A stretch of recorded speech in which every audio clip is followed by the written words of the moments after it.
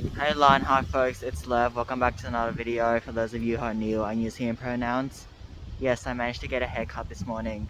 And it's sticking upright like this because they put hair gel on it. My hair doesn't really stand up like this naturally, and I essentially the sides of my head are fade cuts. The back of my head's also a fade cut, and it's just hair up here. There was so much hair after the barber finished up. When I looked on the ground, it was so much hair, and I feel much better. Like, it feels lighter now. But the thing is, when I had hair, I don't feel cold here. And now that there's no hair here, literally, the wind goes into it, and I feel more cold more easily because there's no hair blocking it. But that's okay. I really like this too. Like, maybe I should start using hair gel more. And like, yeah. Literally half bald. I made a joke with my friend. I'm literally half bald. Back of my head, no hair here. No hair, no hair, no hair, just hair here. And I actually want to shave my head at least once in my life. And I'm in the military. Men have to shave their hair. So if I join the military, yes, my head will be shaved. But I do want to shave my head at least once in my life. Just why not? Like, just experience what it's like to not have hair and sort of feel vulnerable up here without hair. And with my haircut, I also plan on doing like lines on the side. Like, there was like a design I found on Google where there's hair and then there's like lines here, which parts that have no hair at all. But then the barber didn't have the special tools needed to do it. That's why I couldn't do it at this particular place. But maybe next time, just like get a line here. I really wanted to do that as well. And this links into what I wanted to talk about today, which is self-expression. I want to start by saying I know we live in a world where there's expectations and pressures to fit into certain box. Men have to act dress certain way, women have to act dress certain way, non-binary people have to act dress, express themselves in a certain way. There's just a lot of pushing people into boxes, and like, you have to fit into this box because this is who you are. And to be honest, I just essentially say fuck it all to all that, and I do whatever I want. And even though I don't fit into the box, I don't really care because I want to live a life authentic to me, and that involves expressing myself in the way I feel most comfortable and the way that is most me. But I didn't always have this self-confidence. But like, when I first got a haircut, when I came out trans last year, I was never like, I was scared of doing this. I actually thought of doing this as my first haircut to mark social transitioning last year, but I was so scared. I was scared of getting my hair cut this short. So I cut my hair. It was pretty long. It was still up to here. It was just that I didn't have the long ponytail, but it was still pretty long. Nothing like this. And it's because I was scared. But now, as I've grown on this trans journey, I'm just like, I'm just gonna try different things. And with hair, for example, it grows back. If I don't like it, it grows back. It's not a permanent thing. I'm not getting like a tattoo or something which is permanent.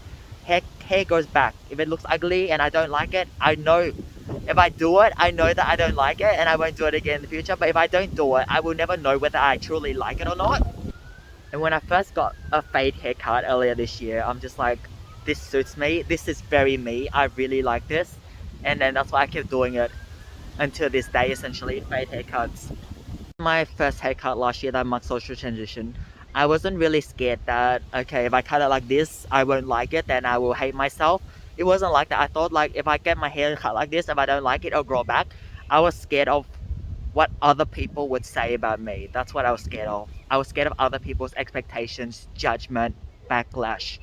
Not because I was internally scared of what I was going to say to myself. It was, I let the fear of other people's judgment and words dictate what I did and how I expressed myself, and that included a haircut. Like, it was exciting in a way, getting my hair cut short and not having a long ponytail, but a few months in, I started feeling dysphoria again because I'm like, I want my hair to be even shorter than this, but again, I was scared and I didn't really have the courage to do it. Our hairstyle is only one part of self-expression. Like, self-expression could mean different things to you than it does to me, and that's okay. For example, I don't really do makeup and express myself in that way, and that's okay. But if you'd like to express yourself and if makeup is your thing, that's okay. Like, it's okay to have different ways to express ourselves from other people, and it doesn't make us like less than or anything like that. And just touching on weirdness, it's okay to be weird. I consider myself a weird kid. I do some unconventional things that I don't think most people do. For example, I mentioned in a different video that I military crawl in my hallway at home for fun. For fun. I don't think many people in the civilian world do that, but that's okay with me. Like, I think being different is a good thing because I don't want to be like everyone else. I want to be me, and if being me means being different and weird, then I'm all for it. I embrace it.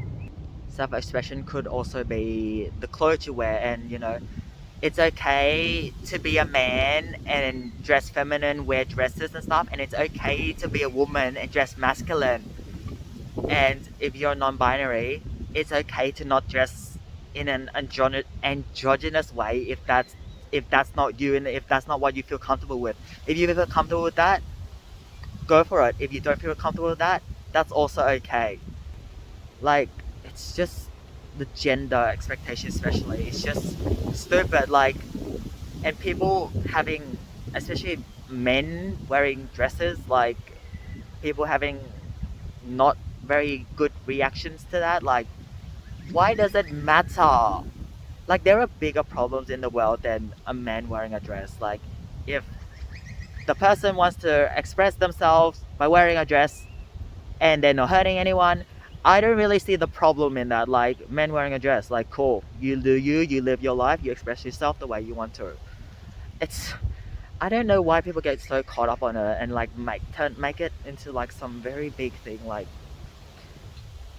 self-expression goes beyond just the way we present ourselves and dress. Like, it could be, for example, expressing ourselves through artwork, drawing, expressing ourselves through videos and film, which is what I do a lot, especially with these YouTube videos. This is the way of self-expression and sharing part of me with the world and all of you folks who watch my videos. It can be the way we express ourselves through our work, maybe. Self-expression is a very big thing, I guess, and it's not just limited to one domain, such as work or presentation or hobbies. It can be across the board. And self-expression in a way that is authentic to me is important because it helps me connect with my truth, and it helps me connect with my inner self. My inner self that's for so long been repressed and not been given the opportunity to be seen and valued and express itself, because I've been repressing it because of societal pressure and expectations to be like XYZ, do XYZ, present myself as XYZ because of who I am. It's like, you define your own self-expression and what is comfortable for you and what is not comfortable for you, and what is you. Like, you can maybe try something and be like, this isn't really me, I don't really see myself in this, I don't really feel comfortable. That's okay. And if you do something such as get a new haircut style that you never tried before and you're like, this is totally me, I connect with this so much, I see myself in this, for example, then yeah, that's also okay. Speaking to fear of judgment, fear of being rejected, it's all part of being human. Like, it's okay to have these fears, but I think it's also important to recognize that just because we've been experiencing this fear for however long we have been experiencing it for, it doesn't dictate our life, and it doesn't mean that we are doomed for life. Just because we've been experiencing this for years, it doesn't mean we can break free from it, essentially. And it doesn't have to define the way we express ourselves and the way we live our lives for the rest of our lives. It is possible to break out of it.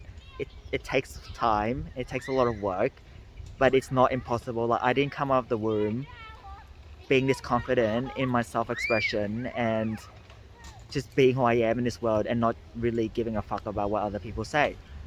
Like, I haven't been bullied since like school, but like if someone bullies me or judges me and makes very unhelpful and unkind remarks and whatever it may be, I just think you're projecting all of your hurt and your insecurities and everything onto me. And I also think, are you the one out here living your truth, being vulnerable, and expressing yourself in a way that might be contrary to what people expect?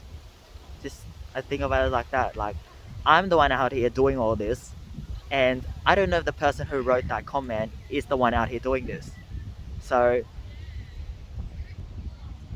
which sort of links into people can talk a lot of shit, but whether they do stuff is another story. Like people can talk a lot. People do. They talk a lot, blah blah blah blah blah. But then action. I look at action. I don't just look at what people say. I look at what people do. Because actions do speak louder than words. Just to finish off the video, just remember that with certain things such as getting a haircut or the way we dress, it's not permanent. If we get a haircut and we don't like it, hair will grow back.